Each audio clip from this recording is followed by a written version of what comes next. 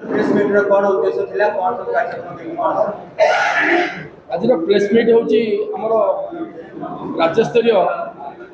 cricket प्रतियोगिता द्वितीय टुबुली memorial Barabati cup एवं से आमर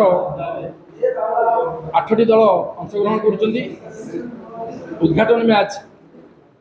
4 डिसेम्बर आरंभ हो 11 डिसेम्बर उद्यापित कर आमर विजेता दल को सोमनाथ एंटरप्राइजेस प्रदत्त 40,000 एक टंका एवं उपविजेता दल को 30,000 एक टंका ता सहित एसपी फाउंडेशन ट्रॉफी प्रदान कर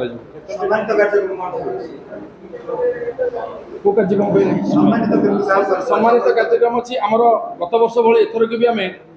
आमर जो मैंने सीनियर खिलाड़ी मैंने जो मैंने खेल छाड़ी सारे प्रतिटी खेल सहित जो मैंने आम सहित जड़ित थे आम से संबर्धित करूँ आमर उद्यापन उत्सव तत्सहित आमर 2 जन छोट खिलाड़ी उदीयमान खिलाड़ी भी पुरस्कृत कर फाइनाल रे आउ गोटे पुरस्कार आपन को हम कहूँ जोटा कि प्रथम थर पर निमापड़े आरंभ कर दिनेश सिंह स्वर्गत दिनेश सिंह ना जड़े राज्यस्तरीय खिलाड़ी एवं बीसीसीआई मैच रेफरी प्रशांत महापात्र ना जड़े राज्यस्तरीय अंपायर को पुरस्कृत कर 8टी दल अंशग्रहण कर 3टी दल कटकर 4टी दल भुवनेश्वर आ गोटे दल खोर्धार आकर्षण कार्य अच्छी आम उद्घाटन उत्सव में आंतर्जातिक स्तर जमी खेला मानक संबर्धना देरी पड़िया भितर नि जाए और जातीय संगीत